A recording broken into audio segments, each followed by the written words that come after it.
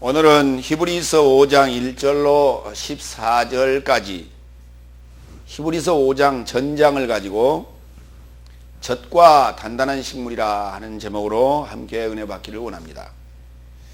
먼저 첫 번째 대지로 히브리서 5장 1절로 5절 말씀, 대제사장은 하나님께서 임명하신다 라는 제목으로 말씀 나누겠습니다. 첫 번째 1절 다 같이 읽겠습니다. 사람 삶에서 초월하도록 사람 삶에서 취하여진 대제사장 모두는 죄에서 초월하는 제사나 예물을 드리게 하려고 하나님을 향한 삶에 임명되나니,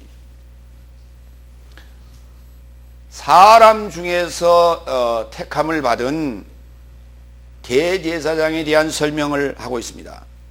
그런데 대제사장이 한 분뿐이 아니라 여러 사람이 있었다는 거예요. 그래서 대제사장 모두는 이렇게 표현합니다. 왜냐하면 대제사장은 제사장 중에서 매년 한 사람씩 선택이 되는데, 그렇기 때문에 매년 한 사람씩 대제사장은 나오게 되어 있어요. 제사장 중에 그 해에 속죄제를 드려야 될 임무를 맡게 되는 자가 대제사장이라 합니다. 그래서 대제사장 모두는 죄에서 초월하는 제사나 예물을 드리려고 하나님을 향한 삶에 임명된다 그랬습니다. 사람과 구별하여 죄에서 초월하는 제사나 예물을 하나님께 드리는 삶으로 임명을 되는데, 우리 개역성경은 이 부분을 속죄라는 말로 표현했어요. 죄에서 초월되는 것입니다. 죄로부터 우리가 이렇게 떠오르는, 이탈되는 거예요. 이렇게 이걸 죄로부터 이렇게 업그레이드 되는 것을, 그러니까 죄를 떠나서 죄보다 더 나은 상태로 우리가 발전하는 것을 죄에서 초월한다 이렇게 표현해요. 그런데 그걸 속죄라고 그랬어요. 속죄라는 단어는 없습니다. 죄라고 하는 것을 버리고 내가 떠오르는 거예요.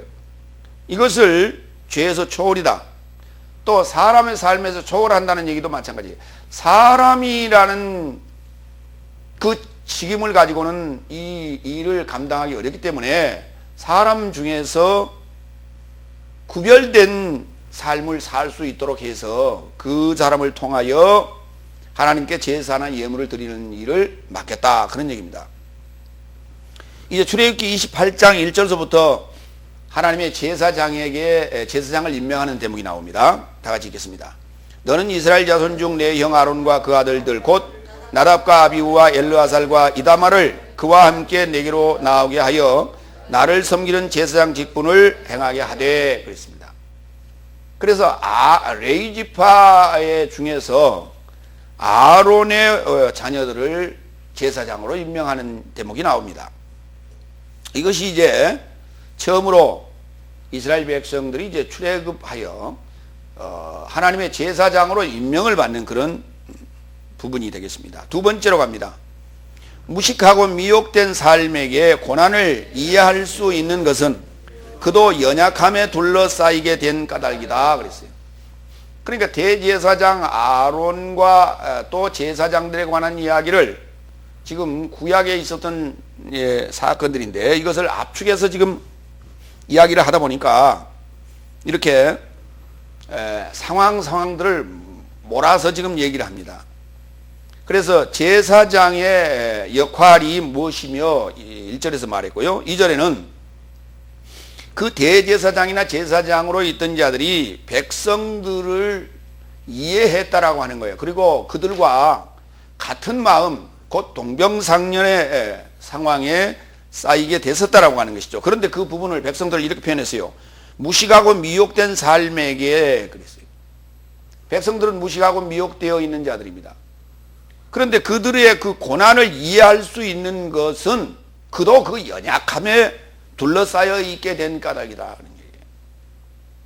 그러니까 거룩한 대제사장이라고 해서 그는 특별한 존재가 아니었다라고 하는 거예요. 그들과 대동소이했으나 하나님께서 레위지파 곧 아론과 그 아들들을 단지 구별했을 뿐이라는 것입니다. 그러면 백성들을 이해하는 그 동병상련의 마음을 기록한 대목이 출애굽기 32장 1절로 6절에 기록되어 있는데 좀 보도록 합니다. 백성이 모세가 산위에서 내려오미 더딤을 보고 모여 아론에게 이르러 가로되 일어나라 우리를 인도할 신을 우리를 위하여 만들라. 이 모세 곧 우리를 애굽에서 인도하여 낸 사람은 어찌 되었는지 알지 못함이라. 아론이 그들에게 이르되 너의 아내와 자녀의 귀에 금고리를 빼어 내기로 가져오라. 모든 백성이 그 귀에서 금고리를 빼어 아론에게로 가져오매 아론이 그들의 손에서 그 고리를 받아 부어서 각도로 새겨 송아지 형상을 만드니 그들이 말하되 이스라엘아 이는 너희를 애굽 땅에서 인도하여 낸 너희 신이로다 하는지라. 아론이 보고 그 앞에서 단을 쌓고 이에 공포하여 가로되 내일은 여호와의 절이리라 하니 이튿날에 그들이 일찍이 일어나 번제를 드리고 화목제를 드리고 앉아서 먹고 마시며 일어나서 뛰놀더라 그랬어요. 이 지금 장면은 출애굽기 28장에서 이미 아론이 제사장으로 임명을 받았고 32장에 모세가 지금 31장에 이제 시내산에 율법을 받으러 올라가고 40일 동안 내려오질 않으니까 그들이 조바심이 나기 시작했어요. 그래서 제사장 아론에게 와서 우리 이게 도대체 모세가 어떻게 됐는지 알 수가 없다 그랬더니 아론이 야 좀 기다리라 그래야 되는데 그렇지 아니하고 나도 지금 사실 조바심이 난다. 그러니까 우리를 위한 신을 만들어야 되겠다. 그러니 너의 금부치를 다 좀 모아오너라. 귀고리고 뭐고 다 빼오너라. 그래서 금부치를 가지고 왔더니 그 금부치를 녹여가지고 아론이 아예 각도로 새겼다고 그랬어요. 금송아지를 깎았단 말이죠. 금송아지를 조각해가지고 그걸 세워놓고 내일은 또 금송아지를 보고 뭐라고 부르냐면 여호와라고 불렀어요. 내일은 여호와의 절일이기 때문에 여호와의 날이기 때문에 우리가 내일 먹고 마시고 춤추며 놀자. 그리고 그 다음날 그날부터 음식을 준비해가지고 그 다음날 이제 잔치를 벌이기 시작했어요. 그러니까 뭐냐 하면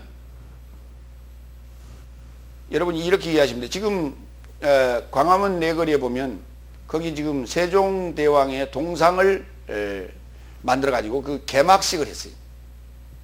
근데 이제 많은 사람들이 그 잔치를 벌이고 그랬잖아요. 그 지금 지금 그 앞에서 지금 뭐 하고 있냐면 김만덕 제주도에서 자기의 그 자산을 풀어서 많은 그 굶어 죽는 기아 대책을 간구했던 여인이 하나 있는데 그 여인을 기리는 그러한 그 행사를 지금 하고 있어. 쌀을 갖다 지금 쌓고 있는 기부 형태로 쌓고 있는 그 행사를 어제 하는 것을 뉴스에 봤는데 이와 같이 그렇게 잔치를 벌이고 있다 이 말이죠.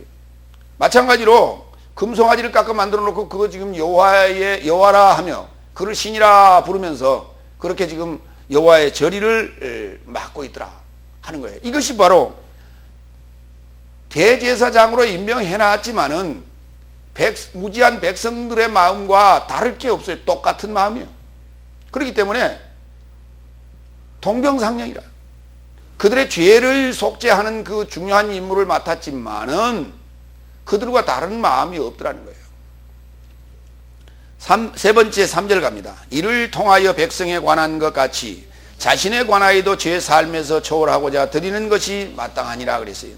이 말이 무슨 말이냐 하면 지금 2절에 무식하고 미혹된 그 백성들의 마음과 같았어요. 그래서 그들의 마음을 이해하고 동조해주는 그러한 마음이 그 이제 내적인 마음이라면 행위적인 측면에서도 백성에 관하여 제사를 드리는 번제와 속죄제와 속건제를 드리는 행위와 동시에 자신에 관한 또 죄의 그 제사도 번제도 당연히 드릴 수밖에 없는 처지에 있더라 하는 거예요.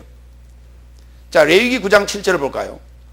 그가 또 아론에게 이르되 너는 단에 나아가 내 속죄제와 내 번제를 드려서 너를 위하여 백성을 위하여 속하고 또 백성의 예물을 드려서 그들을 위하여 속하되 무릇 여호와의 명대로 하라 그랬어요. 그러니까 우리는 여호와의 명대로 하는 여기만 포인트를 맞추는 것이 아니라 백성의 죄를 속하는 일도 하고 반드시 너의 죄를 속하는 일도 해야 된다는 거예요. 그러니까 제사장이라고 하는 자는 사실은 백성의 죄를 대신하여 하나님께 고하고 그 속죄를 요구하는 그러한 그 위치에 있음에도 불구하고 그렇다면 그 제사장은 죄가 없어야 됩니다. 그러나 구약에 임명된 레위지파의 제사장들은 백성의 죄를 고하기도 하고 자기 죄도 반드시 고했다라고 하는 거예요. 그래서 지금 오늘 우리가 제사장의 역할을 맡은 이가 누굽니까? 법을 가진 자예요. 하나님의 말씀을 가진 자가 제사장의 역할과 같은 것인데, 오늘 하나님의 말씀을 가지고 백성, 성도들의 죄를, 속죄를 대속해주는 그 역할을 맡은 자의 상황이 어떠한가라고 하는 것을 여러분이 지금 이 설교를 들으면서 생각해야 돼요. 과연 하나님의 말씀을 전하는 목회자는 자기의 죄의 문제를 해결했는가, 또 해결하지 못하고 있는 사람인가 라고 하는 것을 우리는 생각하면서 오늘 이 말씀을 들어야 된다고 하는 거예요. 그렇다면 지금 구약적인 레위지파의 차례를 좇은 대제사장에 대한 것과, 그리고 신약에 나타나시는 그리스도 예수 곧 대제사장으로 오시는 그리스도의 입장과를 비교해서 여러분이 보셔야 된다라고 하는 거예요. 네 번째, 4절 갑니다. 또한 누구나 스스로 존귀를 취하지 못하고 오히려 마치 아론과 같이 하나님에 의하여 초청을 받은 자라야 한다. 그러니까 스스로 존귀를 취할 수가 없는 자였습니다. 하나님에 의하였으면 그가 존귀하게 사람들로부터, 백성들로부터 여김을 받게 되었다라고 하는 거예요. 그것이 무엇인가? 출애굽기 28장 40절로 41절을 한번 보겠습니다.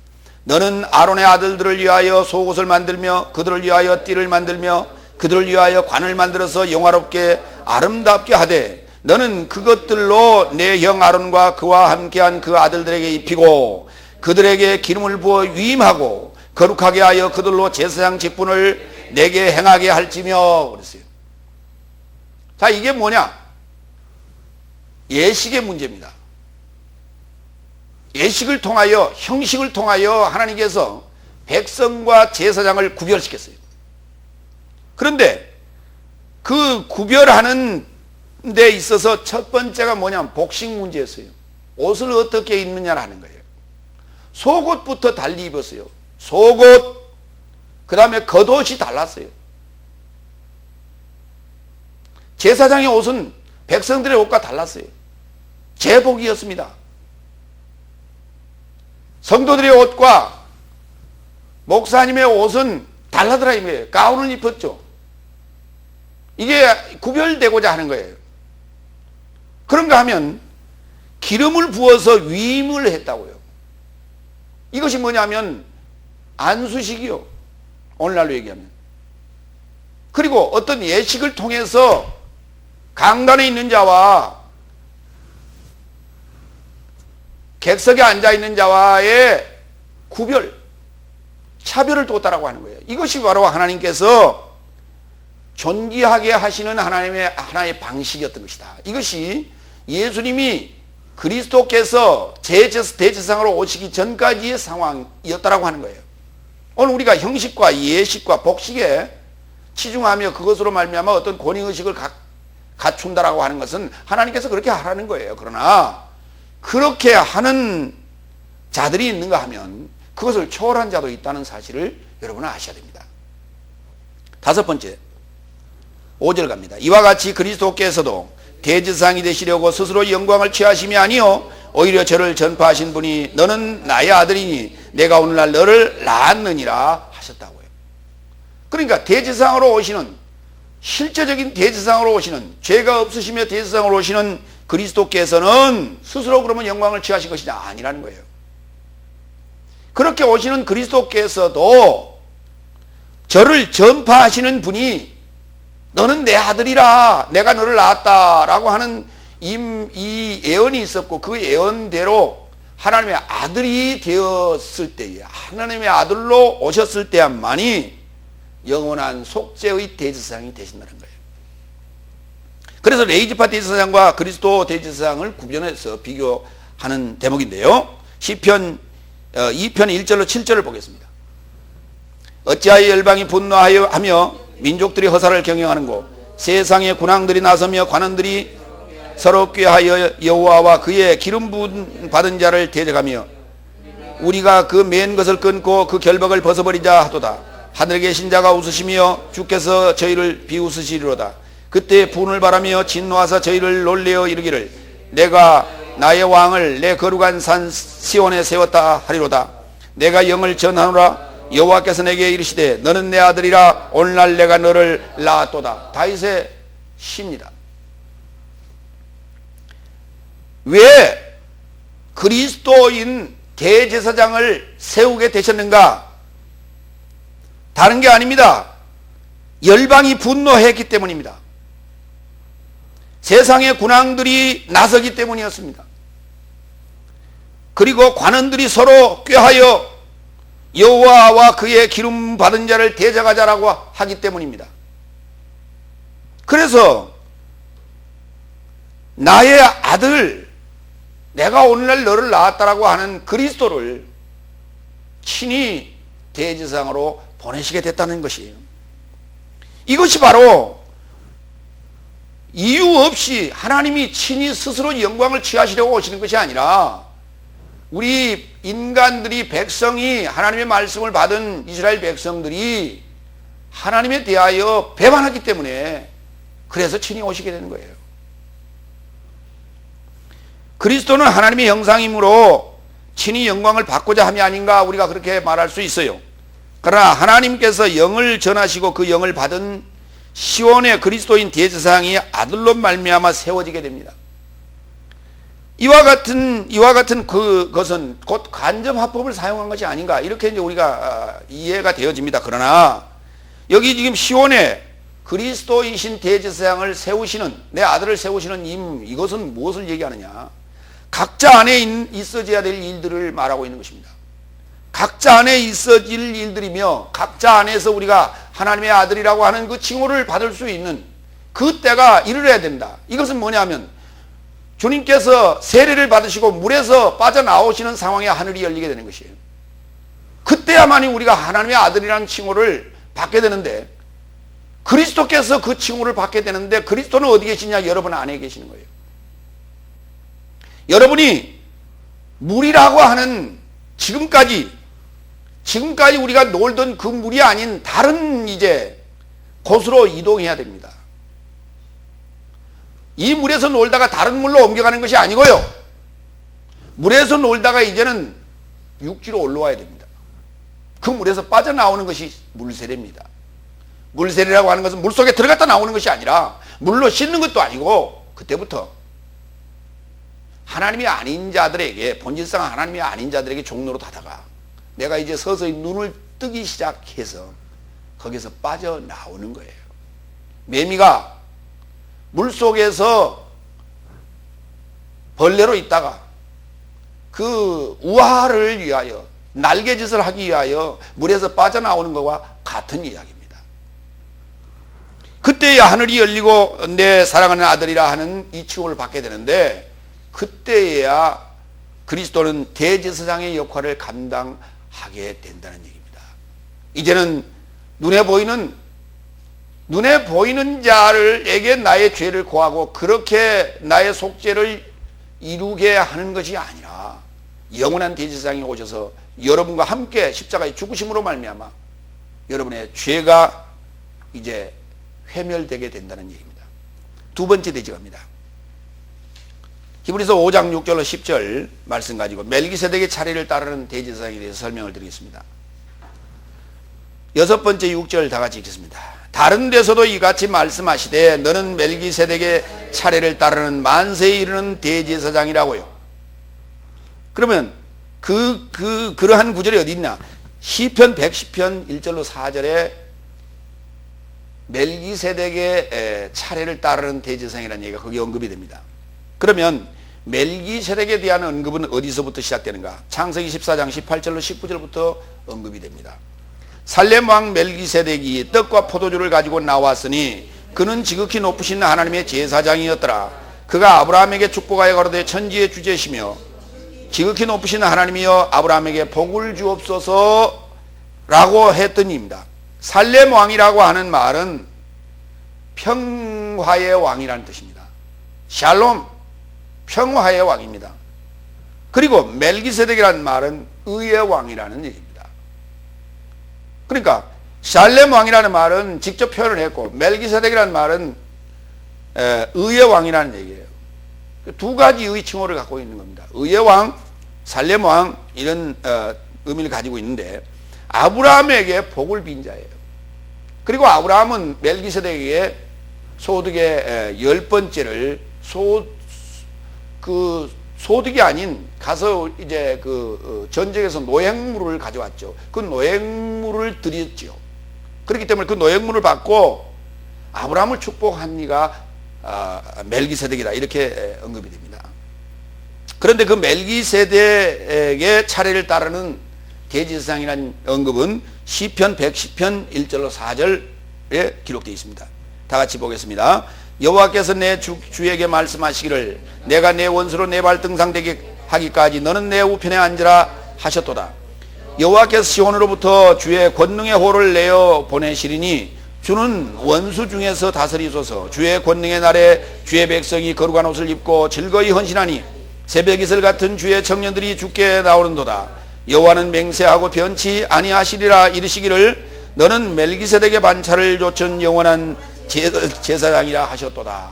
제사장이나 대제사장이나 같은 말이에요. 사실은 거기에 대자가 하나 더 붙었을 뿐입니다. 주의 권능의 날에 주의 백성이 거룩한 옷을 입고 즐거이 헌신하며 새벽 이슬 같은 주의 청년들이 주께 나오는도다. 이들이 누구예요? 한 사람을 얘기하는 게 아니에요. 여럿을 얘기하고 있는 거예요. 근데 이들이 누구냐? 멜기세덱의 반차를 좇은, 멜기세덱의 차례를 좇은 영원한 제사장이라는 거예요. 영원한 제사장이 되는 날이 온다는 거예요. 그리스도는 제사장들의 우두머리예요. 그러니까 여기 지금 주의 청년들이나 주의 백성들이 거룩한 옷을 입고 또 새벽 이슬 같은 그러한 청년들이 주께로 나오는데 그들이 누구냐? 제사장의 모습이에요. 여러분의 모습이다 이 말이에요. 여러분의 모습이 왕 같은 제사장의 모습이라는 거예요. 그 중에 그리스도께서 장자가 되시고 그리스도께서 대제사장이 되신다는 거예요. 그러면 그리스도께서 대제사장이 되시면 멜기세덱의 차례를 갖춘 대제사장이 되기 때문에 여러분도 속죄가 이루어졌다면, 죄로부터 초월됐다면 여러분도 멜기세덱의 차례를 좇은 제사장이 되는 것이에요. 7번째 7절 그는 그의 육체의 날 안에서 자기를 죽음에서 구원하실 수 있는 자를 향해 간구와 탄원을 심한 울부짖음과 눈물과 함께 드렸고 신중함으로부터 들음에 화합되었도다. 그랬습니다. 이건 육체로 계실 때의 얘기입니다. 그리스도께서 육체로 계신다는 얘기는 무슨 말입니까? 그리스도께서 육체로 계신다는 얘기는 우리와 똑같이 인간의 몸을 입고 인간의 모습을 하고 계셨다라고 하는 것으로 이해를 여러분이 지금까지 해왔어요. 그런데 제가 조금 전에 그리스도께서 하나님의 아들이라는 칭호를 받을 때는 물에서 올라오셔야 되고 그리고 하늘이 열릴 때 하나님의 아들이라는 칭호를 받는데 그것은 바로 여러분 자신 속 안에서 있어질 일입니다. 그랬어요. 그렇다면 여러분 자신 속 안에 계시는 그리스도께서는 어떻게 또한 육체로 계실까요? 하는 얘기입니다. 그리스도께서 이제 십자가에 잡히시기 전날 밤 겟세마네 동산에서 드린 그 기도의 장면인데요. 그것을 시편 22편 1절부터 이제 쭉 22편에 전부 기록이 되어 있습니다. 그러나 우리가 12절부터 20절까지만 좀 읽겠습니다. 많은 황소가 나를 에워싸며 바산의 힘센 소들이 나를 둘렀으며 내게 그 입을 벌림이 찢고 부르짖는 사자 같으니이다. 나는 물같이 쏟아졌으며 내 모든 뼈는 어그러졌으며 내 마음은 촛밀 같아서 내 속에서 녹았으며 내 힘이 말라 질그릇 조각 같고 내 혀가 이틀에 붙었나이다. 주께서 또 나를 사망의 진토에 두셨나이다. 개들이 나를 에워쌌으며 악한 무리가 나를 둘러 내 수족을 찔렀나이다. 내가 내 모든 뼈를 셀 수 있나이다. 저희가 나를 주목하여 보고 내 겉옷을 나누며 속옷을 제비 뽑나이다. 여호와여 멀리 하지 마옵소서. 나의 힘이시여 속히 나를 도우소서. 내 영혼을 칼에서 건지시며 내 유일한 것을 개의 세력에서 구하소서. 그랬습니다. 이것은 예수님께서 십자가에서 고난당하실 것을 예언하고 있는 다윗의 시입니다. 그런데요, 그것을 예언하고 있는 다윗의 시인데 그리스도는 누구냐면 다윗의 아들이라고 표현되어 있어요. 다윗이 지금 이와 같은 고통을, 그리스도께서 십자가에서 당하시는 고통을 다윗의 속에서 지금 느끼고 있는 거예요. 여러분이 시편 22편을 읽을 때 여러분 속에서 그리스도께서 십자가에서 여러분과 함께 죽는 그 상황이 이제 여러분의 상황으로 다윗의 기도가 나와야 돼요. 다윗이 지금 기도를 했는데 다윗의 속사정이 이러했다고요. 그런데 다윗의 속사정이 이러했는데 그리스도께서 십자가에서 죽으시는 그 모습이 다윗의 속사정에 있었던 것과 같다는 얘기입니다. 그렇다면 여러분이 다윗의 글을 시편 22편을 읽는 이 상황이 예수님께서 여러분과 함께 그리스도께서 여러분과 함께 십자가에 못 박혀 죽는 그 상황의 고백이어야 된다는 말이에요. 생각을 좀 해보시라고요. 예수님께서 홀로 십자가에서 못 박혀 죽으시는 장면을 다윗이 지금 자기 속에서 일어나는 것으로 가지고 그걸 예언을 해놨어요? 아니란 말이에요. 무슨 말인지 이해가 가십니까? 그건 그냥 예언을 해놔야 돼요. 선지자가 예언하듯이 예언을 해놔야 되는 거예요. 근데 이건 예언서가 아니잖아요. 시편 22편은. 다윗의 속에서 일어나는 상황을 다윗이 노래해놨는데 이 상황이 예수님께서 십자가에 죽으시는 상황과 똑같다고요. 그러니까 여러분 안에서 그리스도께서 십자가에 죽으실 때의 그 상황을 여러분이 그 고통을 느낄 때 시편 22편을 읽으면 이게 여러분의 상황으로 들어와진다 이 말이에요. 이해가 되십니까? 그렇게 이해를 하셔야 된다고요. 그런데 그 상황을 직접 예수님께서 겟세마네 동산에서 겪는 그 상황, 곧 육체의 날 안에서 간구와 탄원을 심한 울부짖음과 눈물과 함께 드리는 그 장면이 여기 등장합니다. 보겠습니다. 26장 38절로 45절. 그때 그의 삶에게 가라사대 나의 목숨이 사망까지 심히 근심이 되나니 여기 머물러서 나와 함께 깨어 있으라. 그리고 조금 앞서 나가 그의 얼굴을 떨구시고 기도하여 가로되 나의 아버지여 만일 가능하시면 이 잔이 내게서 지나가게 하소서. 그럼에도 불구하고 내가 원하는 대로 아니고 오히려 당신의 원하는 대로 하옵소서. 그리고 42절로 넘어갑니다. 예수님께서 잠시 왔다 갔습니다. 또다시 두 번째 떠나 기도하여 가로되 나의 아버지여 만일 그것을 내게 마시지 않으면 이 잔이 내게서 지나갈 수 없거든 당신의 뜻이 되게 하소서. 그리고 또 왔다 갔습니다. 제자들은 그 시에 잠자고 있었습니다. 저의 삶을 놔두고 또다시 떠나 같은 말씀으로 세 번째 기도하셨다고요. 예수님이 세 번이나 기도하셨어요. 3-4번 했습니다. 똑같은 기도를요. 이 잔이 내게서 지나갈 수 없다면 아버지 뜻대로 하옵소서. 그 잔이 뭡니까? 고통의 잔이요, 고난의 잔이요, 십자가의 죽음의 잔입니다. 그 기도를 간구와 탄원을 드렸어요. 무엇을요? 자신을 구원해 달라고요. 울부짖음과 눈물로 기도를 드렸다는 거예요. 자, 그런데 그의 육체의 날 안에서 드렸는데요. 그 겟세마네 동산이란 말은 히브리어로 가트 메세멘입니다. 세멘. 가트 세멘. 그러니까 겟 하고 이제 읽게 되면은 겟세멘, 겟세마네 이렇게 이제 읽게 되는데 게트와 세멘의 합성어인데요. 가트는 틀이라는 뜻이고 세멘이라는 단어는 기름이라는 뜻이에요. 그러니까 기름틀이라는 뜻이에요. 예수님의 기도하실 때 땀방울이 핏방울이 되었습니다. 온갖 기름 범벅이 되었겠지요. 응? 우리가 땀이 쏟을 때 진액이 솟는다는 말을 하잖아요. 기름을 짠 듯한 그러한 모든 심혈을 다 기울여서 온갖 힘을 다 쏟아서 기도하셨어요. 겟세마네 동산에서. 그런데 그는 그의 육체의 날 안에서 그랬다는 거예요. 그러면 육체로 계셨다는 의미가 어떻게 설명하고 있는가? 요한복음 1장 14절부터 우리가 살펴봅니다. 그리고 그 말씀이 육신이 되었다. 그리고 나의 살 안에 거주하고 있으며, 다시 한번 읽습니다. 그리고 나의 살 안에 거주하고 있으며, 말씀이 육신이 되어서 나의 살 안에 거주하고 계신다고요. 아버지 가까이 있는 은혜와 진리가 충만한 독생자와 같은 그의 영광을 나의 삶은 보고 있다고요. 어디서요? 지금 현재형이에요. 예. 지금 여러분 자신 안에서 말씀이 육신화되어 있는 그 모습을 봐야 돼요. 그게 아버지의 독생자의 모습이에요. 말씀이 여러분 자신 안에 들어가서 여러분 지금 육체라는 것하고 말씀이라고 하는 게 뭐냐면, 다 같이 말씀은 하나님의 씨앗이다. 그러니까 하나님의 씨앗이 어디에 와서 지금 떨어졌냐?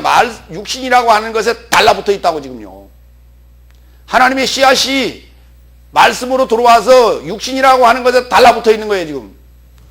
그것을 말씀이 육신이 되었다라고 하는데요. 육신이라고 하는 것은 뭐냐면, 헬라어로는 사르크스라고 하는데, 로마서 8장 5절 6절에서 사망의 생각이라고 그래요. 여러분이 지금 죄를 짓고 죄의 싹은 사망이기 때문에 그 사망의 생각에 말씀이 들어와서 딱 달라붙어 있어요, 지금. 뭐라고요? 함께 죽자고요. 나와 함께 죽으면 여러분이 내가 살 수 있다고요. 말씀은 들어와서 그걸 우리에게 요구하는 거예요. 하나님의 말씀이 여러분 속에 들어와서 여러분의 생각은 지금 사망으로 가고 있는 생각을 갖고 있는데, 그 사망의 생각을 가지고 있는데도 불구하고 자기는 죽는다고 생각하지 않고 있는 거예요. 자기는 죽을 거라고 생각하지 않고 있어요. 아직도 몇십 년 살 거라고 착각하고 앉았어요. 그것을 말씀이 들어와서 뭐라 하냐면, 나랑 같이 죽자. 그러면 사흘 만에 살아날 것이다. 이렇게 말씀하고 있는 거예요. 그런데 나는 뭐라고 하느냐면, 나는 안 죽어요. 혼자 죽으세요. 그래서 예수님은 혼자 죽었다고 다들 얘기합니다. 2000년 전에 예수님이 혼자 죽었다고요. 성경은 그렇게 말하지 않습니다. 갈라디아 2장 20절. 내가 그리스도와 함께 십자가에 못 박혔나니. 내가 그리스도와 함께 십자가에 못 박혔나니. 갈라디아 5장 24절. 그리스도 예수의 사람들은 육체 아파의 정과 욕심을 십자가에 못 박았느니라 그랬어요. 육체와 아파의 정과 욕심을. 정과 욕심은 우리의 정신사고란 말이에요. 그럼 육체는 뭡니까? 요 살덩어리입니까? 아니란 말이에요. 뭐라고요? 다 같이 육체는 사망의 생각. 그러니까 우리 전체의 사고 자체가 이게 누가 준 것이냐면 사단이 갖다 준 거예요. 사단이 갖다 준 이 사망의 생각을 십자가에 못 박지 아니하고는 내가 부활할 수 없어요. 내가 부활하려면 이 사망의 생각이 죽어야 돼요. 이와 같이 그 육체의 날 안에서요, 내가 육체라고 하는 사망의 생각을 가지고 살고 있는 그 날 안에서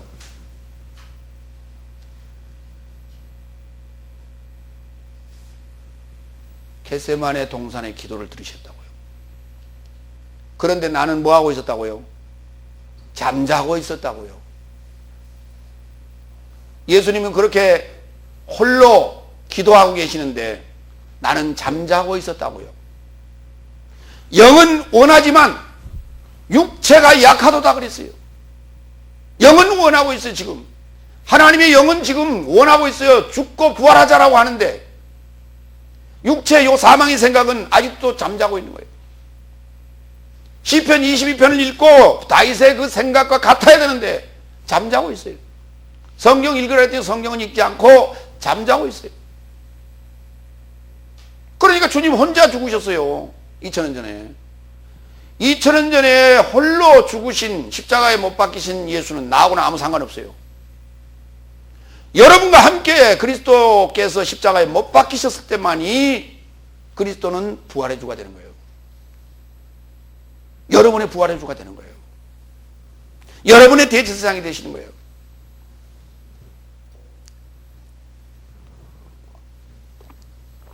베드로전서 3장 18절.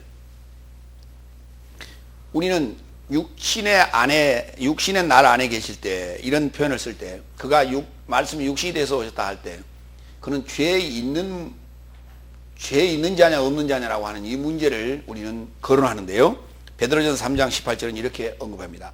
그리스도께서도 의인으로서 불의한 삶에서 초월하고자 단번에 죄에 관하여 고난 받으셨으니 이는 우리를 하나님 앞으로 인도하려 하심이라. 육체로는 죽임을 당하시고 영으로는 살리심을 받으셨으니 그랬어요. 그리스도께서는 의인이라고 그랬어요? 죄인이라고 그랬어요? 그리스도께서는 의인이라고 그랬어요? 죄인이라고 했어요? 큰 소리를 하세요. 그리스도는 의인이에요? 죄인이에요? 의인은 죄가 있는 거예요? 없는 거예요? 없단 말이에요. 그리스도는 의인이었습니다. 그런데도 불구하고 불의한 삶에서 초월하고자, 누구를? 나의 불의한 삶에서 초월하고자, 나의 불의한 삶에서 나를 끌어올리고자 단번에 죄에 관해서 고난 받으셨으니 육체로는 죽임을 당하시고 영으로는 살림을 받았다. 그 영은 원하시지만은 육체가 이게 약하도다. 그러니까 우리 스스로는 십자가에 죽을 수가 없어요. 우리 스스로는 이 죄 문제를 해결할 수가 없어요. 영으로 오신 그리스도께서 오셔야만이 나와 함께 죽고 영이라야만이 부활할 수 있는 거예요. 영이 아니고는 부활이 안 됩니다. 그러면 육은 무엇이고 영은 무엇이냐? 다 같이. 육은 사망의 생각, 영은 생명과 평안의 생각. 그렇습니다. 이제 생명과 평안의 생각으로 여러분이 이 사고가 바뀌는 거예요. 8번째 8절 9절을 읽겠습니다. 그가 아들이라도 삶으로부터 고난받음으로 순종을 배웠고 마치게 되사 그에게 순종하는 모든 삶에게 영원한 구원의 원인이 되셨으니, 예수님께서는 한 사람의 죽으심으로 말미암아 모든 사람을 살리셨다고 그럽니다. 근데 그게 우리는 이제 역사적으로 이해를 합니다. 그러나 여러분 안에는 많은 삶이 있습니다. 많은 삶인데 그 많은 삶이라고 하는 게 뭐냐면 사고예요, 생각이에요. 에? 여러분 마음이 한 마음이 아니잖아요. 화장실 갈 때 마음 다르고 나올 때 마음 다르고 그렇잖아요. 돈 줄 때 마음 다르고 받을 때 마음 다르잖아요. 돈 빌릴 때 마음 다르고 돈 갚을 때 마음 다르잖아요. 그러니까 우리 마음에는 여러 가지의 생각을 가지고, 이걸 뭐라고 하냐, 모든 삶이라고 하는 거예요, 이걸. 자, 그걸 그렇게 이해하시고 보시기 바랍니다. 고난을 받은 순종의 종이다 그랬어요. 그리고 모든 구원의 원인이 되었다. 원인을 제공하시니까 그리스도다. 로마서 5장 18절로 19절. 그런즉 아마도 한 범죄로 인하여 모든 사람에 이르러 정죄에 이른 것 같이 한 의로운 행동으로 인하여 모든 사람에 이르러 생명의 의로움에 이른 것 같다. 왜냐하면 한 사람의 불순종으로 인하여 많은 삶이 죄진 삶으로 세워진 것 같이 한 사람의 순종함으로 인하여 많은 삶이 의로운 삶으로 세워질 것이다. 이것을 인류 전체로 보지 마시고 여러분 자신 안에서 얘기를 하시라고. 여러분 자신 안에서 하나의, 이게 한 사람이라고 이제 그렇게 표현했는데 그 가로를 쳐놨잖아요. 이게 사람이 아니고요. 첫사람 아담으로 말미암아 불순종으로 통해서 모든 삶이 죄진 삶이 되었고, 하나로 말미암아 우리가 순종함으로 나의 많은 삶이 이제 의로운 삶으로 세워질 것이다. 그 모든 삶이라고 하는 것을 인류 전체로 생각하지 마시라고. 그것은 맞지 않는 얘기예요. 그건 진리가 될 수가 없어. 왜? 예수님 한 분이 모든 사람들의 구원을 위하여 오셨다면 믿거나 안 믿거나 다들 구원을 받아야 되는 것이에요. 왜? 인류의 죄를 속죄하셨기 때문에. 예수님 가신 이후에 죄인은 없어야 되는 거예요. 이 지구상에 죄라는 거 존재하면 안 되는 거예요. 근데 그렇지 않지 않습니까? 그 아름다운 이야기, 그 좋은 복된 소식을 전하러 가는 그들을 다 죽였어요. 그래서 초대교회 교인들은 많은 순교를 당했지 않습니까? 이거 누가 죽인 거예요? 죄를 가진 그 사탄이 죽인 거 아닙니까? 그렇기 때문에 예수님께서 죄를 멸하러 오셨지만, 마귀를 진멸하러 오셨지만 인류 지구상에 있는 그 마귀를 진멸한 건 아니에요. 믿음의 사람들 각자 안에 있는 마귀는 진멸했어요. 예수님께서 온 인류를 대신하여 죽으셨다면 이슬람교는 존재하면 안 돼요. 불교도 존재하면 안 돼요. 기타 다른 종교들도 존재하면 안 돼요. 그렇잖아요. 근데 사탄의 무리들은 마귀들은 더 들끓어요, 지금. 그렇기 때문에 성경을 그렇게 해석해서는 안 된다는 얘기예요. 믿는 자들에게만 성경은 적용되는 것입니다. 로마서 6장 16절로 18절. 순종하는 자에게 종이 되는 거예요. 내가 사탄에게 순종하는 자가 되면 사탄의 종이 되고, 그리스도에 순종하는 자가 되면 그리스도의 종이 되는 것입니다. 너희 자신을 순종에 이르는 종으로 누구에게 다가서서 순종하여 종이 되는 줄 알지 못하느냐? 혹은 사망에 이르는 죄의 종이 혹은 의에 이르는 순종의 종이 된다. 그러나 너의 삶이 죄의 종이었는데 너의 삶에게서 넘겨받은 교훈의 본에 이르고자 마음에서 순종하였으니 하나님께 은혜로다. 그래서 죄로부터 자유롭게 되어 의에게 종이 되었도다 그랬어요. 의에게 종이 되었다. 뭐함으로? 마음에 순종하였으니. 순종이에요. 그래서 제사가 순종이 제사보다 낫다는 얘기를 그래서 하는 거예요. 순종함으로요. 순종한다는 말은 무슨 말이에요? 들었다는 얘기예요. 들었는데 어떻게 들었냐면 이렇게 귀를 쫑긋하고요. 무릎 꿇고 이렇게. 응? 강아지가 주인을 만나면 어때요? 이렇게 쳐다보잖아요. 이렇게. 응? 응. 눈이 말똥말똥 해가지고 뭐 던져주나 안 던져주나 이렇게 쳐다보고 있잖아요. 우리가 하나님 말씀을 들을 때 그렇게 들어야 된다고 말이에요. 그걸 순종이라고 했어요. 그러니까 누구에게 내가 순종하느냐에 따라서 내가 사망의 종이 될 것이냐 영생의 종이 될 것이냐. 9절 9번째 10절 하나님에 의하여 멜기세덱의 차례를 따르는 대제사장이라 열변을 토하게 되었다. 예, 뭐함으로? 순종함으로 말미암아. 여러분이 하나님의 말씀에 순종함으로 말미암아 그리스도의 종이 되고 또 그리스도의 종이 될 때 그들은 왕같은 제사장이라 우리가 일컬음을 받을 것이고 또 멜기세덱의 차례를 따르는 대제사장 또는 제사장이라는 그 열변을 토하게 되는데 이 멜기세덱이라는 말은 말라키ጼ데크, 다 같이 말라키ጼ데크.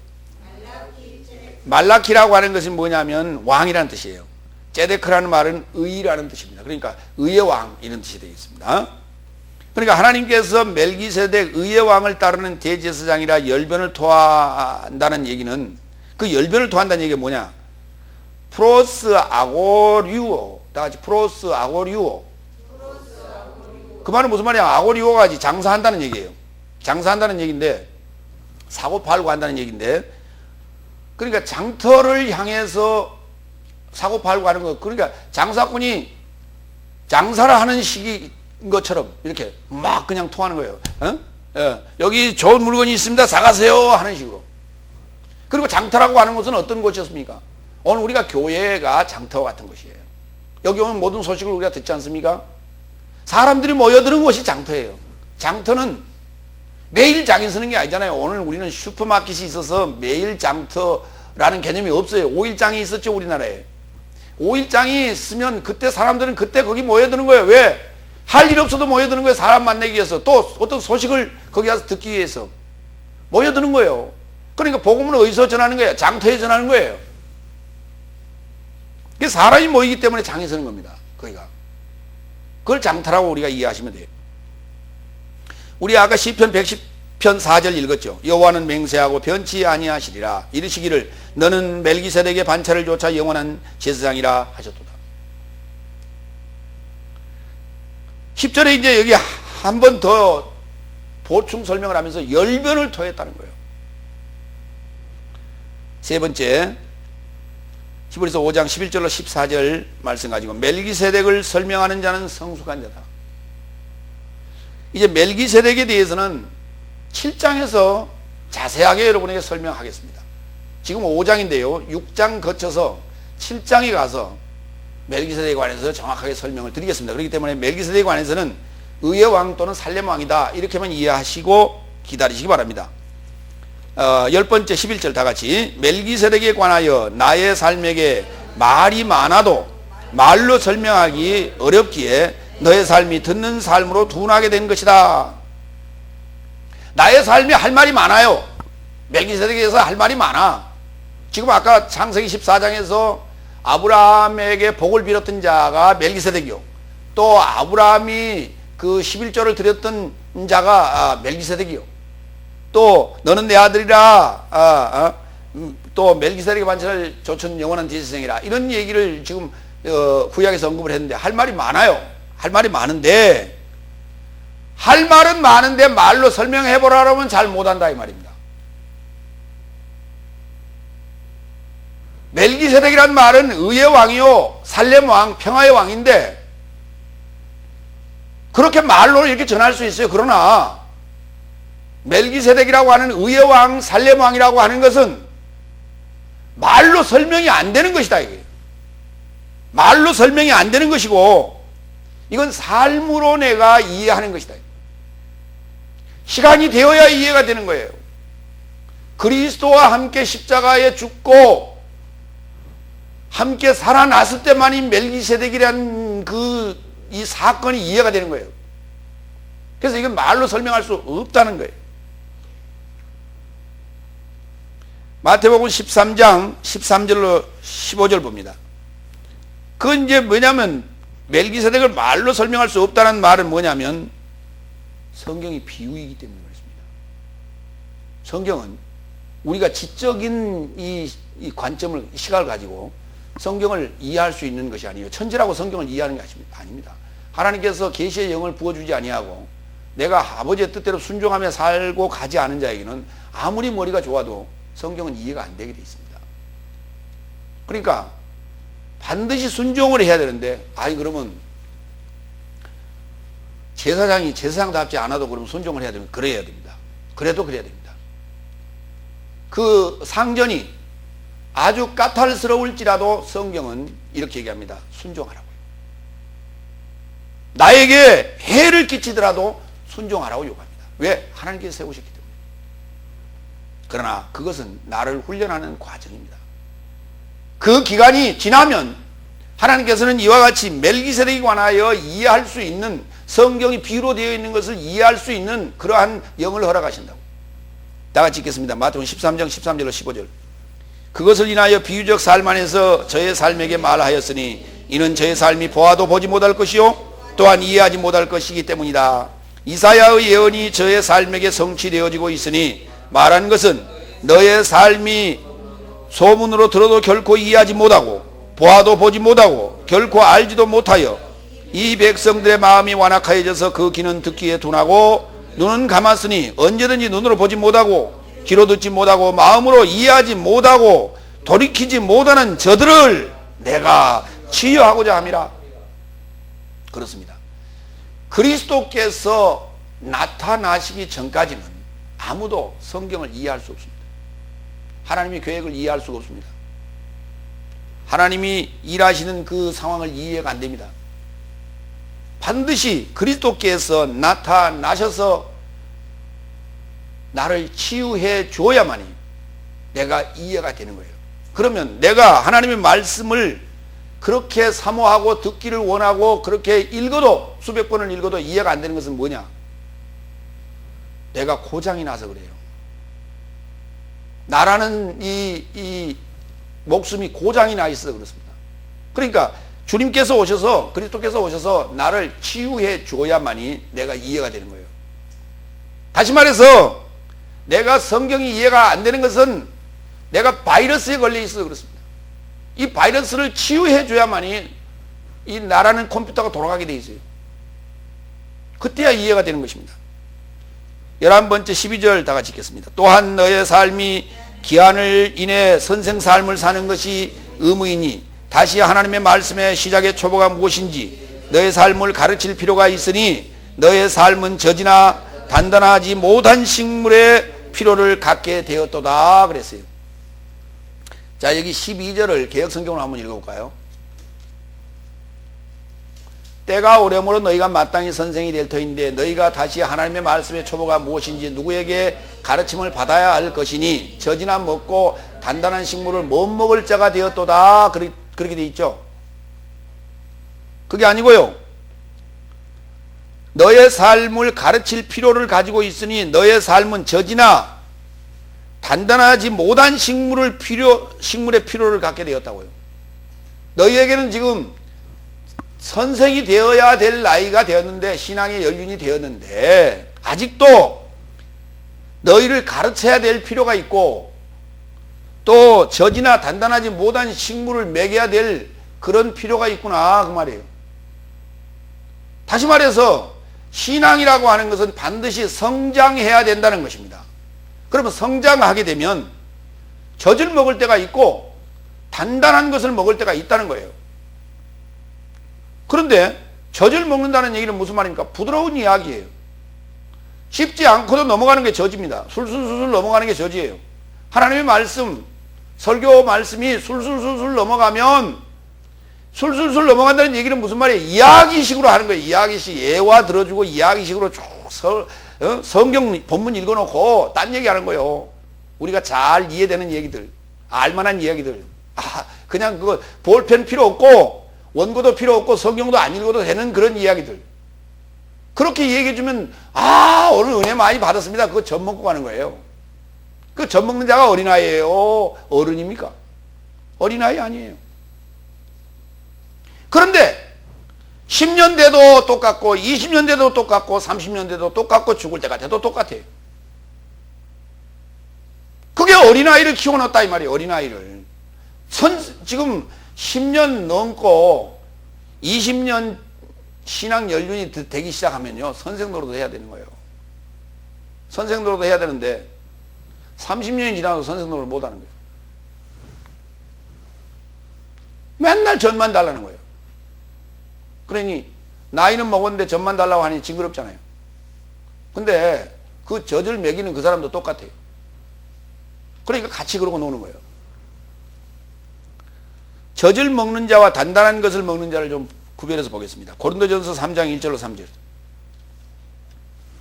형제들아, 내가 너의 삶에게 영적인 삶같이 전파할 수 없어서 육적인 삶 같은 그리스도 안에 있는 갓난아이의 삶같이 전파하노라. 내가 너의 삶이 아직 음식을 할 수 없어서 젖을 마시게 했으나 너희가 지금도 할 수 없도다. 왜냐하면 아직도 너희가 육적인 삶이니라. 언제든지 너의 삶 안에 시기와 다툼과 분열이 있으니 육적인 삶이 아니며 사람을 좇는 행보가 아니냐.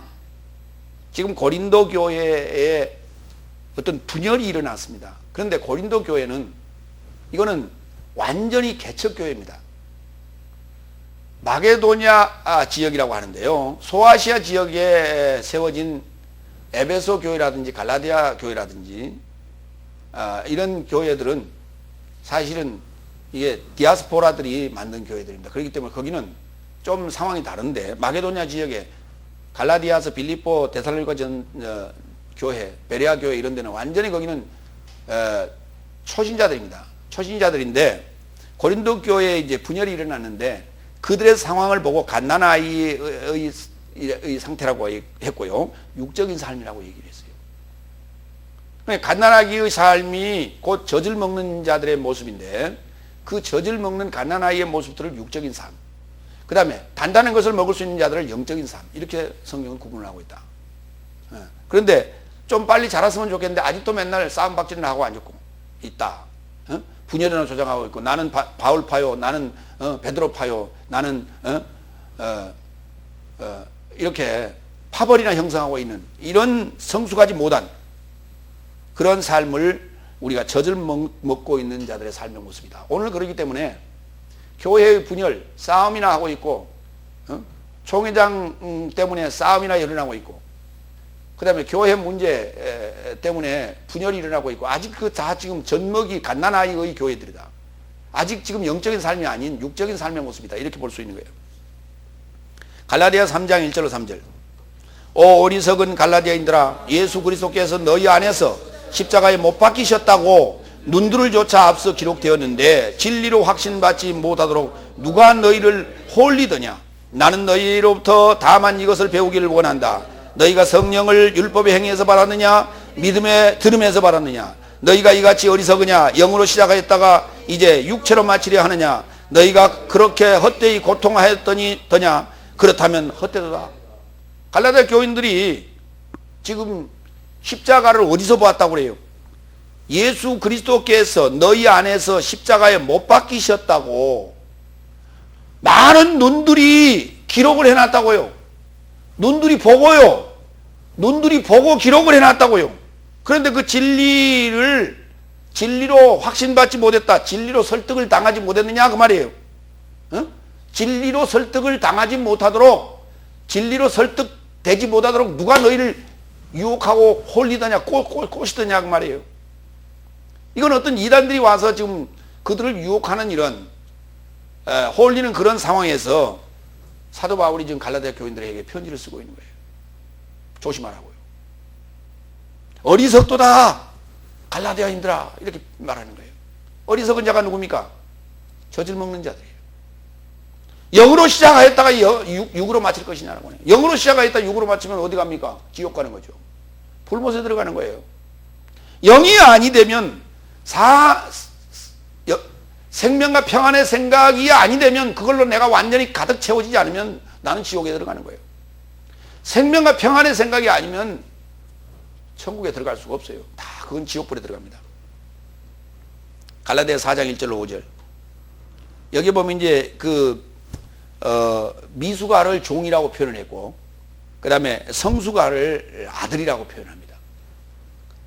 내가 또 말하나니 상속자가 모든 삶의 주인이지만 미수가로 있는 기한에는 아무도 종에서 옮겨가지 못한다.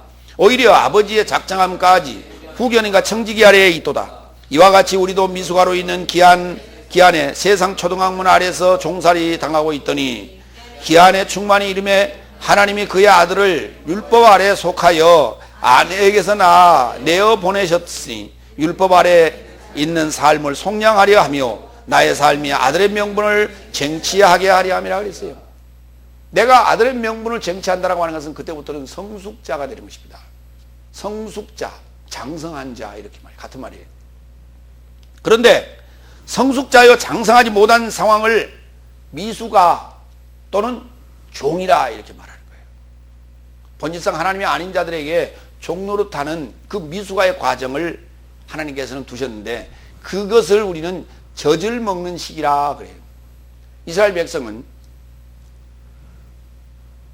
광야 40년을 거쳐서 어디에 들어가게 되느냐? 가나안 땅에 들어갑니다. 가나안 땅에 들어가는데 그 가나안 땅이 어떤 곳이냐면 다 같이 젖과 꿀이 흐르는 곳. 예, 젖과 꿀이 있는 곳이기 때문에 그곳은 갓난아이의 요람이에요. 장성한 자의 일터입니까? 갓난아이들의 요람입니다. 그렇기 때문에 오늘 한 분 그리스도 예수께서 우리를 위하여 십자가에 죽으심으로 우리가 구원을 얻게 되었습니다 라고 말하는 자들은 다 어디 들어가기를 원하냐면 가나안 땅 들어가기를 원하고 있어요. 가나안 땅이 천국의 모형이라는 거예요. 아닙니다. 가나안 땅은 천국의 모형이 아니에요. 가나안 땅에 가기를 원하는 거예요. 왜? 거기는 젖이 있기 때문에 그렇습니다.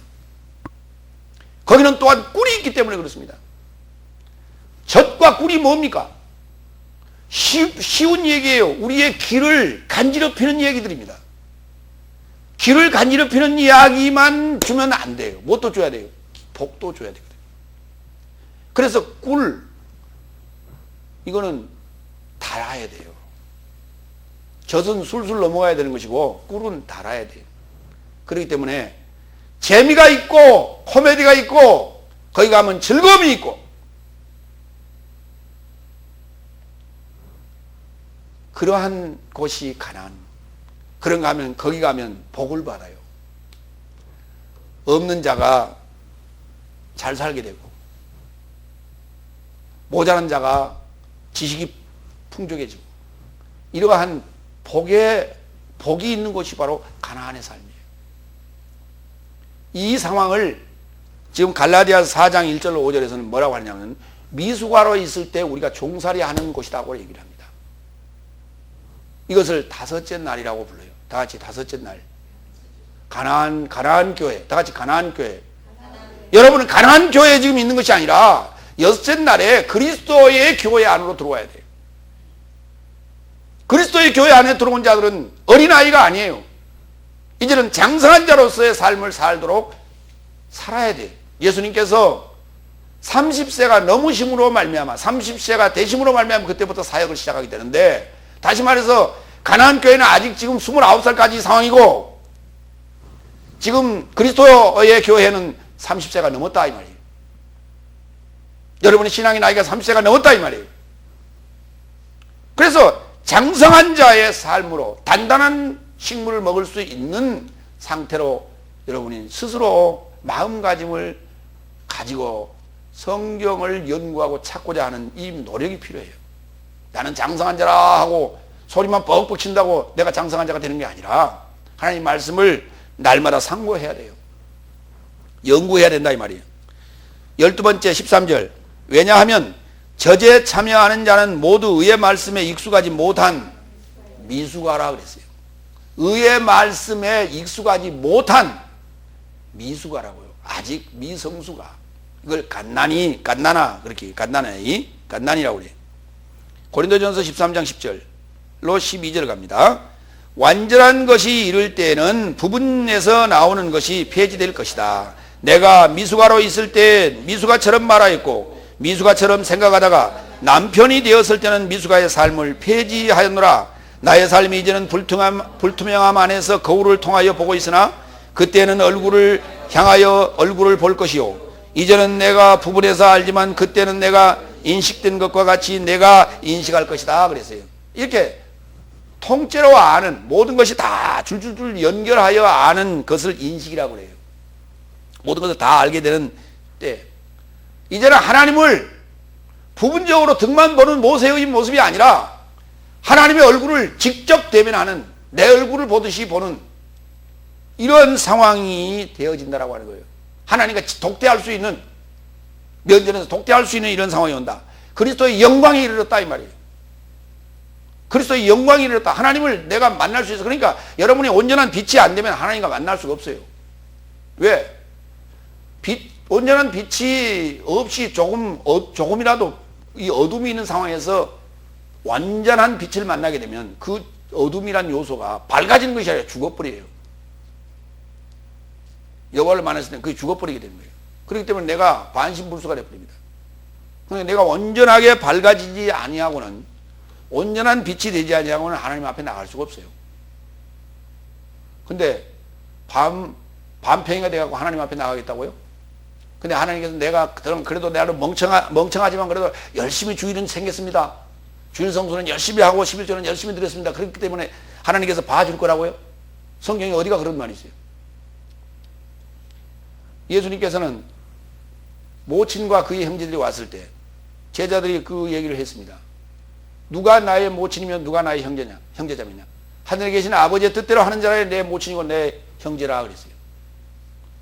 혈육의 관계는 우리가 이 사회를 구성하는 하나의 기본 틀일 뿐입니다. 그런 것이지 혈육의 관계는 아무 의미가 없어요. 단지 우리가 이 세상을 살아가는데 필요 조건일 뿐이에요. 하나님 나라 가는 데는 아무 상관이 없어요. 그것이.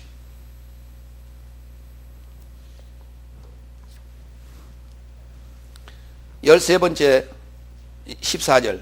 그러나 단단한 식물은 성숙한 삶의 것이니 좋거나 악한 것의 분별을 향하여 연습을 인하여 지각을 훈련받아 소유한 삶의 것이다 그랬어요. 여기 반드시 뭐라 그랬어요? 연습을 통하여 지각을 훈련받아야 됩니다. 그래서 지금 여러분이 지금 현재 듣고 있는 이 말씀은 사실 단단한 식물이에요. 왜? 갑자기 원어도 나가지요. 또 본문을 쭉 하나도 빼놓지 않냐고 쭉 설명해 나가지 않습니까? 또 그리고 지금까지 우리가 읽었던 성경 구절이 아니에요. 왜? 새로 번역을 해갖고 나오니까 좀 읽기도 굉장히 딱딱하고 좀 문맥이 흐르지도 않고 그런 측면이 많이 있어요. 영어도 좀 어렵고. 그래서 이걸 이해하려니까 힘이 들어. 그래서 이 유임을 드린 거예요. 제 설교안과 똑같은 것을 여러분에게 다 나눠드리고 지금 그거 설교 시간에 지금 갖고 보라고 지금 드린 게 아니고 집에 가서도 복습하고 설교 틀어놓고 우리 홈페이지에 있는 거 틀어놓고 그거 보라고 연구하라고 내가 드린 거예요. 근데 집에 가서 연구하시는 분이 있는가 모르겠어요. 복습하시는 분이 있는가 없는가 내가 모르겠어요. 다 그렇게 할 줄로 믿습니다. 예. 고린도전서 14장 20절 봅니다. 형제들아, 감정에는 아이가 되지 말고 악에는 미숙아가 되라. 오히려 감정에는 완전한 삶이 되어라. 완전해지라고요. 마치라고요. 마침표를 찍으라고요.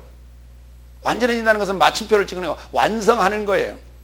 그러니까 감정에는 아이가 되지 말고 악에는 미숙아가 되라. 악에는 좀 몰라도 상관없다. 악한 것은. 근데 하나님의 지적인 부분에 대해서는 이거는 우리가 미숙아가 돼서는 안 된다는 거예요.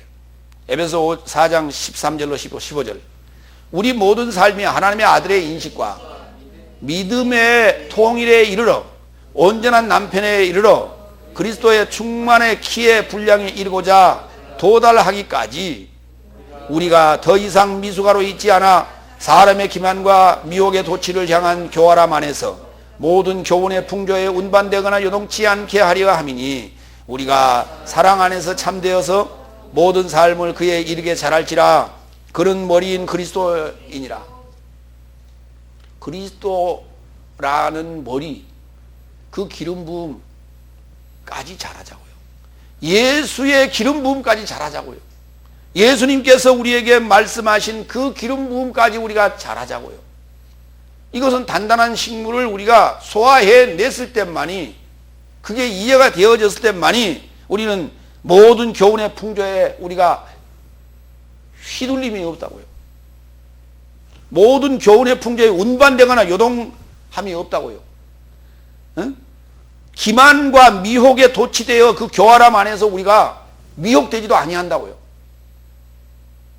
그런데 하나님의 말씀에 정확한 이해를 못하고 앉았으니까 이 말에 휘둘리고 저 말에 휘둘려서 여기 가서 들어보니까 저게 맞는 거 같고 저기 가서 들어보니까 저게 맞는 거 같고 어떨 때는 종말론이 맞는 거 같고 어떨 때는 또 기적 이적 무슨 놈의 이빨이 무슨 저기 만들어 놓았던 이빨이 금리로 바뀌니까 그게 보니까 야 이게 뭐 기적이 여기 있는 거, 하나님의 능력이 여기 나타나는 것 보다. 누가 병든 자가 벌떡벌떡 일어나니까 아 이거 하나님의 능력이 여기 있나 보다.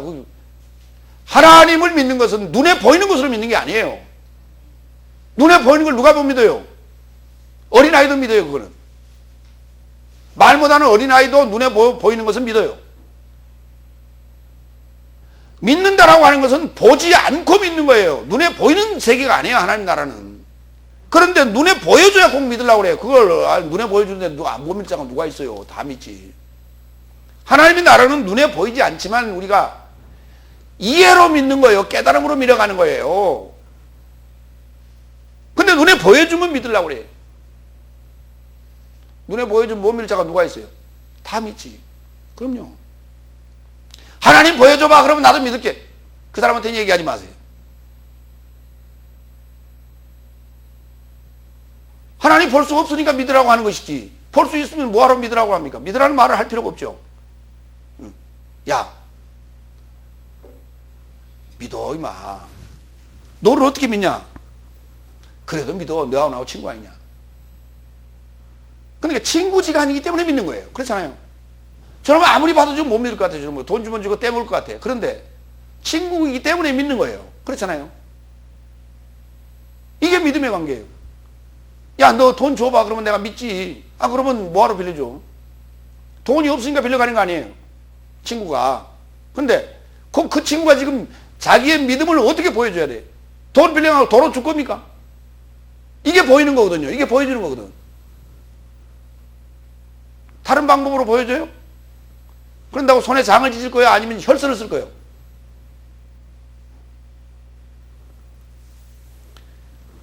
그러니까 혈서를 쓰면 내가 믿겠다라고 한다면 친구지간에 혈서를 쓰도록 그걸 기다린다라고 하는 건 친구가 아니죠.